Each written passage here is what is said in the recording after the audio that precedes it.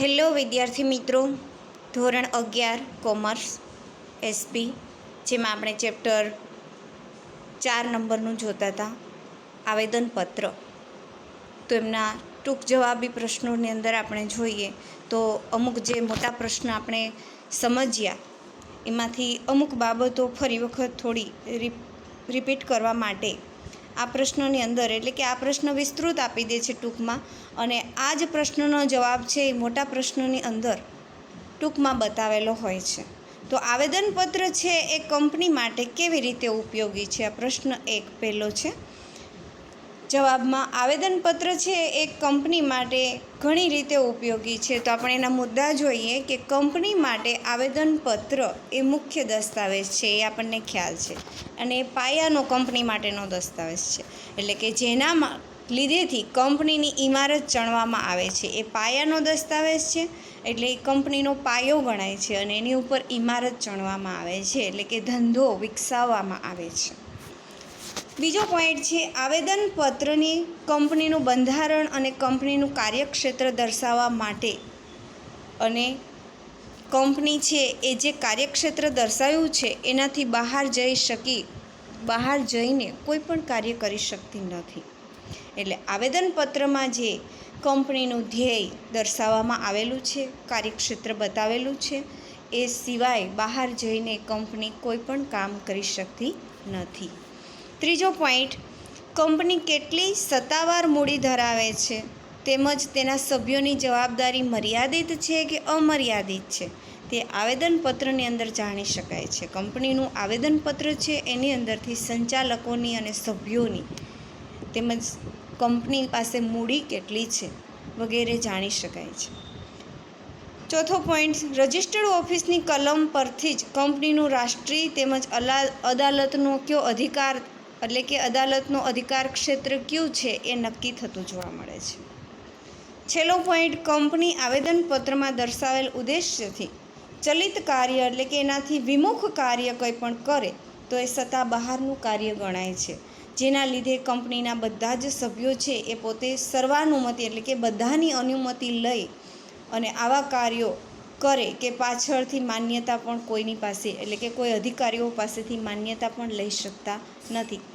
ઘણીવાર એવું બને છે કે કંપનીના આવેદનપત્રમાં જે દર્શાવેલા ઉદ્દેશ્ય એની વિરુદ્ધનું કામ થતું હોય, એટલે કે કંપનીની સત્તા બહારનું કામ કંપની કરે છે, સરકારની સત્તા બહારનું, ત્યારે કંપનીના બધા સભ્યો સાથે મળી અને જો આવું કાર્ય કરે પાછળથી તો એ માન્ય ગણવામાં આવતું નથી. બીજો પ્રશ્ન, કંપનીના શેરહોલ્ડરોને આવેદનપત્ર કઈ રીતે ખાતરી આપે છે? તો કંપનીમાં જે શેરહોલ્ડર છે, એમણે મૂડી રોકાણ કરેલું છે, એમને આવેદનપત્ર કઈ રીતે બાહેંધરી આપે છે એમ કહી શકાય.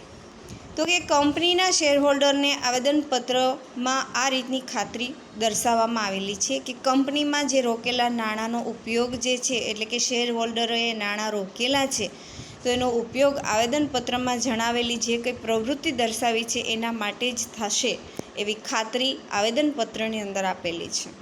બીજો પોઈન્ટ, શેરહોલ્ડરની જવાબદારી તેઓએ જેટલા ખરીદેલા શેર છે અને દાર્શનિક કિંમત, એટલે કે દર્શાવેલી કિંમતમાં, જે કિંમતમાં એણે જેટલા શેર ખરીદ્યા છે એટલી જ તેમની જવાબદારી રહેશે એવું આવેદનપત્રમાં ખાતરીપૂર્વક શેરહોલ્ડરોને આપવામાં આવે છે. ત્રીજો પોઈન્ટ, આવેદનપત્રમાં દર્શાવેલ મુજબનું કાર્ય કંપની ન કરે ઘણીવાર, એટલે કે સત્તા બહારનું કાર્ય કરે તો શેરહોલ્ડરો તેને અદાલતમાં પણ પડકારી શકે છે કે જે અમે નાણાં રોકેલા છે કંપનીની અંદર, એ નાણાં છે એ આ જ પ્રવૃત્તિ માટે થશે એવી ખાતરી આપેલી હોવા છતાં ઘણી વખત સત્તા બહારનું કાર્ય કરે છે કંપની, તો શેરહોલ્ડર તેમને અદાલતમાં એને પડકારી શકે, એટલે કે અદાલતમાં એના ઉપર દાવો કરી શકે છે. ત્રીજો પ્રશ્ન,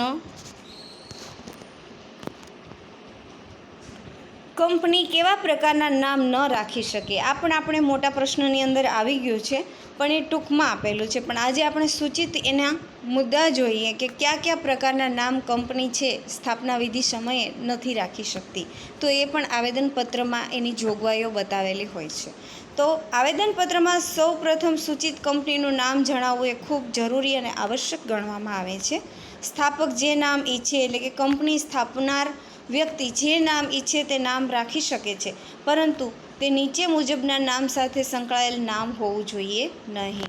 તો પહેલો પોઈન્ટ છે એનો કે સૂચિત નામ હયાત ધરાવતી કંપની એટલે કે હાજર જે કંપની છે, જે નામ એ દર્શાવવા જઈ રહ્યા છે સ્થાપક, એ બીજી કોઈ કંપની હયાત છે એની સમાન બીજું નામ એની જેવું રાખી શકાતું નથી. બીજો પોઈન્ટ, જે નામ અનિચ્છનીય કે વાંધાજનક પણ ન હોવું જોઈએ, એટલે કે જે નામ એ રાખે છે એ અનિચ્છા ધરાવતું આરઓસી કંપનીઝ રજિસ્ટર્ડ ઓફિસ એમાં જે નામ નોંધાવવામાં આવે એ અનિચ્છનીય હોય કે વાંધાજનક થતું હોય, એટલે વાંધા ઊભા થાય એવું હોય, એવું નામ રાખી શકાતું નથી કંપનીનું.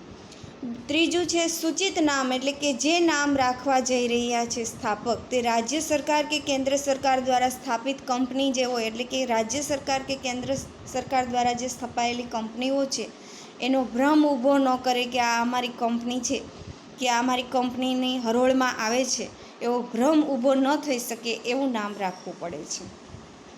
ચોથો પોઈન્ટ છે કે જે કંપની જે જગ્યાએ સ્થપાય છે ત્યાં સ્થાનિક સ્વરાજ્યની, એટલે કે દાખલા તરીકે ગુજરાતમાં કંપની સ્થપાય છે તો એ આપણું સ્થાનિક સ્વરાજ્ય છે, તો એ સ્વરાજ્યની સંસ્થા સાથે કંપનીનું નામ સંકળાયેલ છે તેવો આભાસ ઊભો કરે તેવું નામ પણ ન રખાય. એટલે કે જેમ કે આપણે અહીંયા સ્વરાજ્યની કંપનીઓ હોય અલગ અલગ, તો એ કંપની સાથે એ નામ એને લગતું હોય એવું રાખી શકાતું નથી.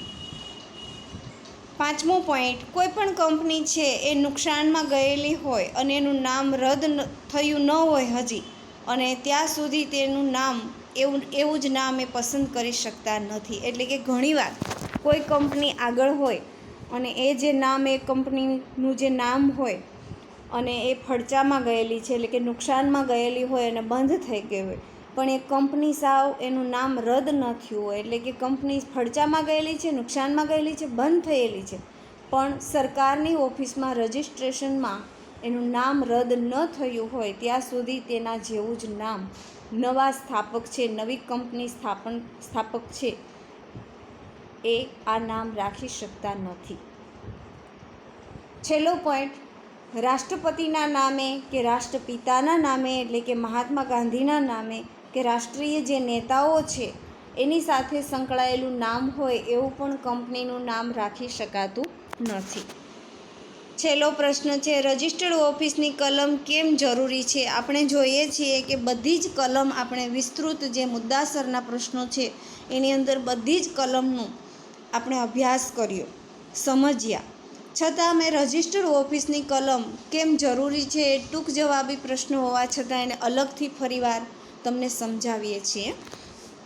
તો આવેદનપત્રમાં જણાવેલ રજિસ્ટર્ડ ઓફિસનું નામ, સરનામું નીચેના કારણોને લીધે ખૂબ મહત્ત્વનું ગણવામાં આવે છે એમ કહી શકીએ છીએ. એટલે આ કલમ જ મેં કેમ તમને ફરીવાર સમજાવી એ ખૂબ મહત્ત્વની છે. રજિસ્ટર્ડ ઓફિસની કલમ કેમ જરૂરી છે, તો એનો પહેલો પોઈન્ટ છે રજિસ્ટર્ડ ઓફિસના સરનામાને આધારે જ કંપની કયા રાજ્યની અંદર રહીશ છે, એટલે કે કંપની કયા રાજ્યની અંદર સ્થાપિત થવાની છે અને કયો ધંધો કરશે તે અંગેની માહિતી આપણને પ્રાપ્ત થાય છે. કઈ કલમની અંદર, તો કે રજિસ્ટર્ડ ઓફિસની કલમની અંદર. બીજો પોઈન્ટ છે એમનો, રજિસ્ટર્ડ ઓફિસનું સરનામું એ અદાલતનું ક્ષેત્ર નક્કી કરે છે અને તેના આધારે કઈ અદાલતને હુકુમત લાગુ પડશે તે પણ સ્પષ્ટ થાય છે આ આવેદનપત્રની અંદર જે રજિસ્ટર્ડ ઓફિસની કલમ છે એની અંદર. ત્રીજો પોઈન્ટ છે કંપનીના શેર હોલ્ડરોએ તેમજ કંપની સાથે સંકળાયેલ દેવાદારો એટલે કે ડિબેન્ચરો, લેણદારો, ડિબેન્ચરો, દેવાદારો એટલે કે કંપનીની પાસેથી લીધેલા, અને લેણદારો એટલે ડિબેન્ચરો જે કંપનીને ઉછીની મૂડી આપેલી છે, બેન્કોએ પણ લોન સ્વરૂપે આપેલી છે, એટલે એ બધા લેણદારો અને દેવાદાર કહી શકાય. સરકાર એમની આગળથી સબસિડી લીધી હોય, અન્ય કંઈ મદદ લીધી હોય વગેરે કંપની સાથે કયા સરનામે પત્ર વ્યવહાર કરવો તે રજિસ્ટર્ડ ઓફિસના સરનામાના આધારે નક્કી થાય છે. ત્યાર પછીનો પોઈન્ટ, કંપનીના સભ્યો અથવા અન્ય પક્ષ જે વ્યક્તિગત રીતે કંપનીના જાહેર દસ્તાવેજો તપાસવા માગતા હોય તો અને વધારાની કોઈ માહિતી મેળવવા માગતા હોય તો એના માટે પણ રજિસ્ટરની એટલે કે કંપનીની રજિસ્ટર ઓફિસનો સંપર્ક ખૂબ જરૂરી છે. એટલા માટે રજિસ્ટર ઓફિસની કલમ મહત્ત્વની ગણવામાં આવે છે. છેલ્લો પોઈન્ટ, રજિસ્ટર ઓફિસનું સરનામું એક કંપનીની રાષ્ટ્રીયતા સ્થાપિત કરે છે.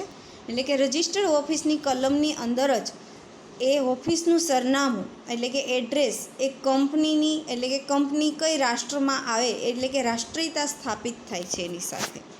આ પ્રશ્ન અહીંયા પૂર્ણ થાય છે ટૂંક જવાબી, અને આ ચેપ્ટર અહીંયા પૂર્ણ થાય છે.